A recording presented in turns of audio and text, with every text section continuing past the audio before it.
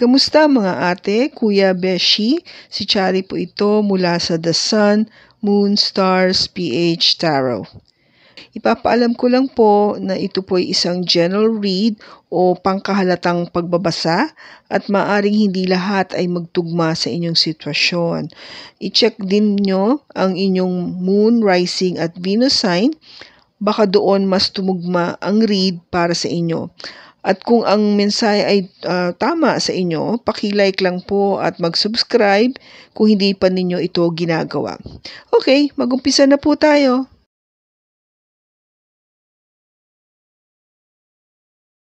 Hello po mga ate, kuya, beshies. Kamusta na po kayo? Dito ulit ako si Chari para another reading, and this is for the sign of Aquarius, Sun, Moon, Rising, and Venus. And of course, welcome po yung mga cross-watchers ni Aqua at ang bago po natin mga viewers. Tignan po natin ngayon kung ano yung mensahe, which is madali niyang binigay, nag-flip. Sabi niya, I don't understand.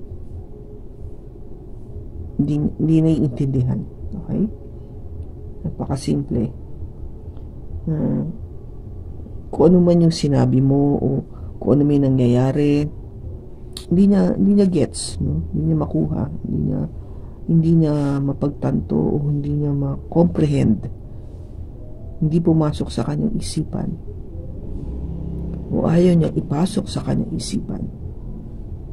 No? Hindi niya matanggap. Kung ano man yun. So, tignan natin sa tarot kung ano yung we have the Knight of Wands.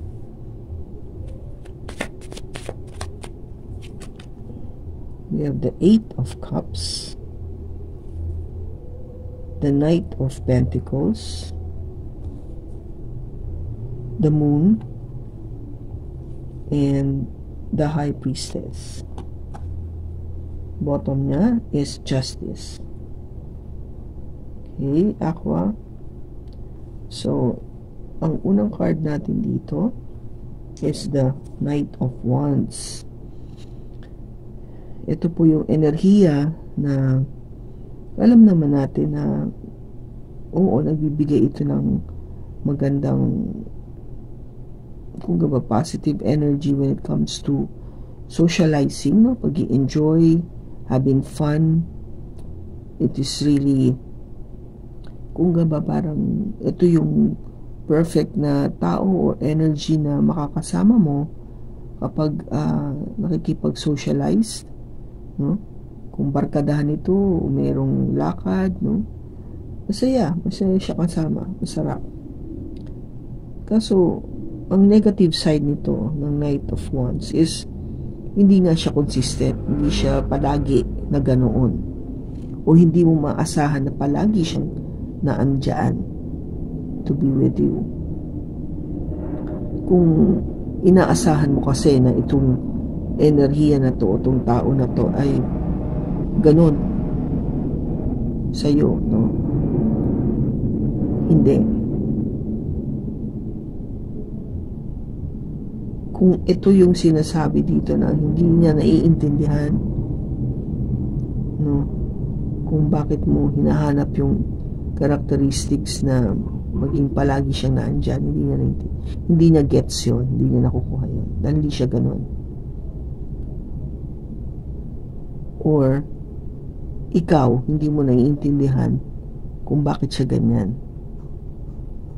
kasi by nature niya yun, no? Gusto lang niya magkaroon ng enjoyment, be sociable to many people surrounding him or her, no? So hindi lang ikaw, ito yung tao na hindi mo mahahawakan na tayo lang, no? Hindi siya yon. Kaya medyo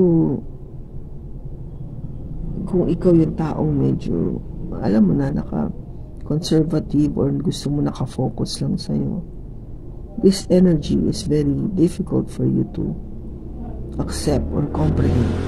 Now, ano ba yung mangyayari? So, kung hindi mo mag-gets yan, anong mangyayari? Eight of Cups.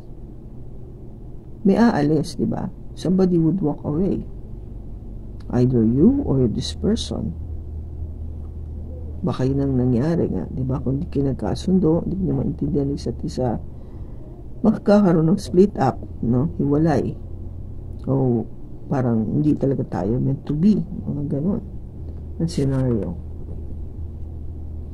Ang iniisip mo sana kasi, dahan-dahan nating kilalanin ng isa't isa. No? Let's do it slowly to get to know more of each other with the Knight of Pentacles. And kasi, syempre, hindi naman natin talaga alam. We don't know exactly who this person is or her. Ikaw din naman di ba? Hindi rin niya totally kilala. With the energy of the moon, baka napaka-mysterious pa yung dating. Either ikaw or yung person mo. So, the moon is an energy coming from a Pisces. Kaya, ang sinasabi dito, please use your intuition, the High Priestess. Gamitin mo intuition mo para hindi ka nahihirapan, hindi ka naliligaw. You are being guided, what to do. Kasi, very clear. I think it's very clear that it's just a matter of really listening to your intuition. Makinig ka o alamin mo kung ano sinasabi nito. Kasi minsan, meron na siyang kino-communicate sa'yo pero ayaw mo pakinggan o hindi mo pinapansin. Sa pagkakataon na to, I think it's very important that you really listen to your intuition. Yung tinatawag na gut feel o yung instinct, no? There are other words to use this para kung saan mo siya mas naiintindihan. Yun yung sinasabi dito. Paniwalaan mo yung kutob mo, no? Sa Tagalog yung kutob, kinukutoban ka, di ba? Yun, pakinggan mo yun kasi meron yung sinasabi sa'yo para makamit mo yung hustisya, no? For you to receive that justice pagdating sa relationship. Okay? Kasi syempre kung hindi mo ito papansinin, parang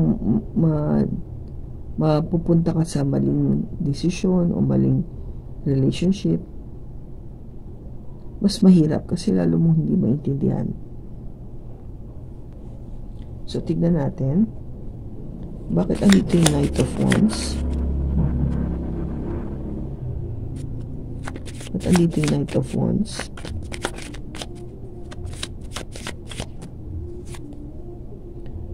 Six of Pentacles. The Five of Wands.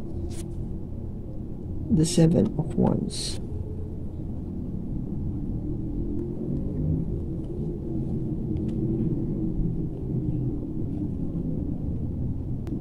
Yung hinahanap mo kasi sa tao is the Six of Pentacles, which is an equal give and take. Exactly, di ba? Sinasabi sa'yo, you cannot rely on this person to be consistent. Ito yung hinahanap mo, balance. Merong give and take. Kung ano man yung binigay mo dito sa tao na to na pagmamahal o atensyon, ganun din naman yung ina-expect mo na matanggap from this person, hindi ba?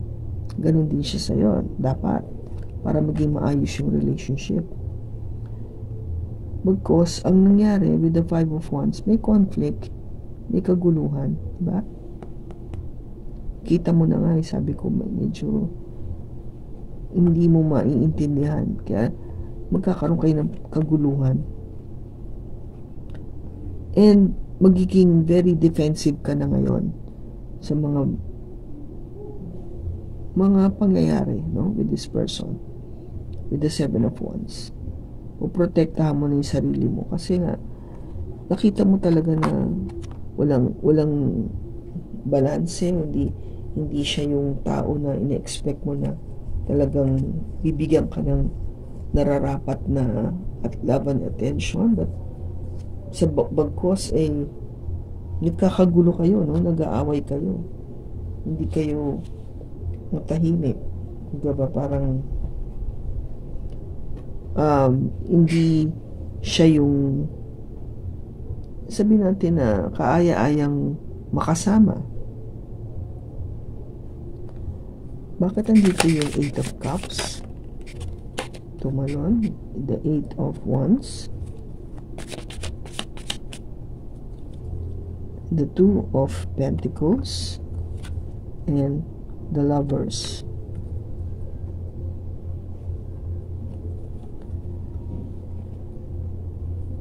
Meron kasi hindi mo nakikita o parang you are blinded, no? Natataklo ba ng iyong pag-iisip o yung communication. Kaya ikaw parang hindi mo na maintindihan kung ano nang mangyayari. Hindi ka makapag-decide kung ano nang gagawin sa susunod. I guess yung pinaka-logical na gawin is to just walk away, umalis, no? Iwanan, makapag-split, hiwalay, o pause muna sa relationship na to. Kasi hindi mo na naintindihan kung bakit ganun, bakit kami nagkakagulo, no? Magulong isipan. Knight of Pentacles, ba't siya nandito?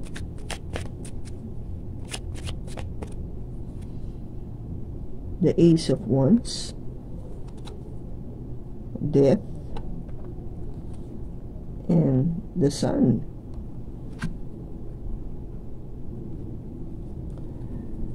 Sinasabi mo, kahit na mabagal, no? Kahit na hindi agad-agad,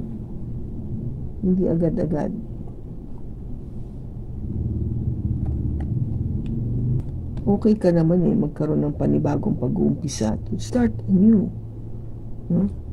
And something that's very passionate because you want to change, no? Gusto mo ng pagbabago, gusto mo nang matapos yung huling relationship and have a new one that would bring happiness to you, no? Yung magiging maligaya ka talaga kahit na matagal, no? Sinasabi mo, kahit hindi agad mangyari, basta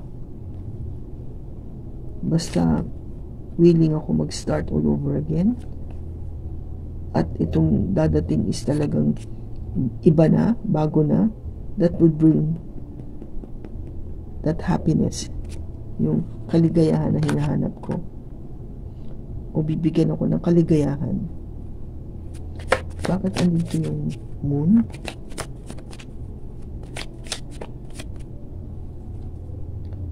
The Fool,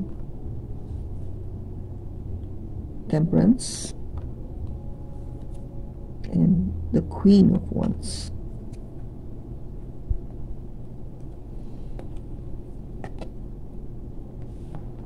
Marami kasing bagay tayo na hindi talaga naintindihan, no? I don't understand is the Moon. Kasi talagang may mga bagay na hindi pa clear, hindi maliwanag, o hindi binibigay sa ating lahat ng kasagutan, may mga nililihim pa rin.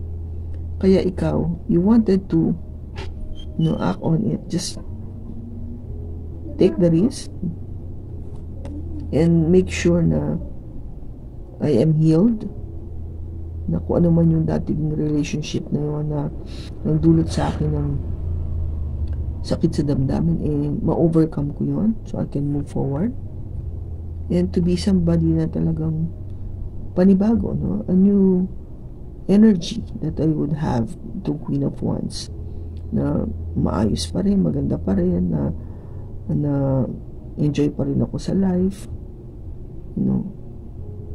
In other words, buhay pa rin ako, hindi ako yung down na down at hindi ko naintindihan.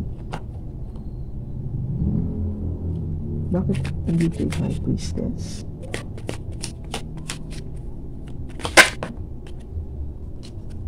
We have the 8 of Wands,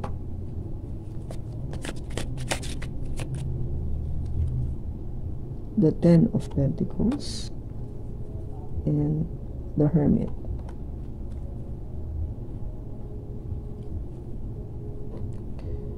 Sinasabi sa'yo, di ba, na gamitin mo yung intuition pagdating dito sa sitwasyon mo.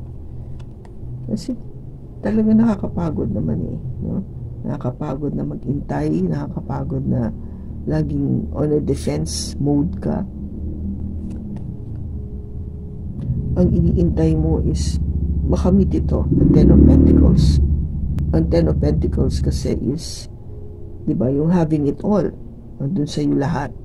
Na-meet mo na yung right person, siya yung talagang makakasama for the rest of your life, no? Pang matagalan na relationship na ito, as in, kayo na yung magiging married, no? Couple for the long haul, pang matagalan na hanggat sa inyong katandaan. So, makamit nyo lahat ng gusto nyo o pinapangarap nyo. At then yung iniisip, no? Matagal mo na itong pinag-iisipan na sana nga ito yung dumating sa iyo sa buhay mo, which is not bad. I mean, talagang lahat naman tayo, we wanted this, the Ten of Pentacles. It is a very good card to manifest, no? Kasi sa'yo na, nasa iyo na nga lahat eh, having it all, diba? Lahat ng gusto mo matutupad naman yun. Sabi nga niya, kung gamitin mo ng intuition mo, because it is telling you exactly what to do. Hindi ka nang papapahamak. Ano po yung message for Aqua? New love. It says here, embrace an opportunity for love in your work, prospects, or for spiritual growth. Okay? So, it's new love. May bagong pag-ibig. Pwedeng dumating yung love sa trabaho o sa iyong lago ng inyong spiritual na paglaki. Okay?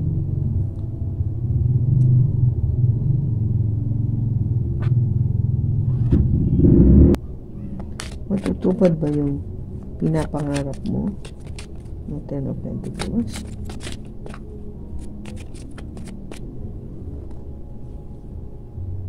Yes.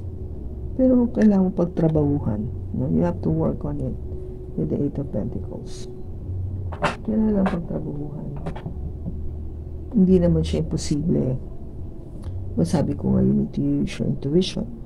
But you have to really use it wisely para mas makuha mo ba yung tamang diskarte na dapat gawin. Okay? Kailan matutupad itong Ten of Pentacles?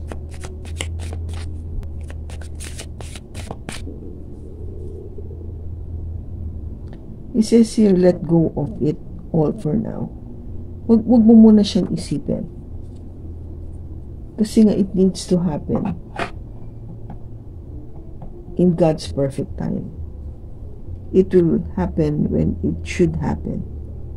But andun yung pag-iisip mo eh, no? Andun yung pag-iisip mo na mangyari ito. And sabi naman, hindi siya imposible.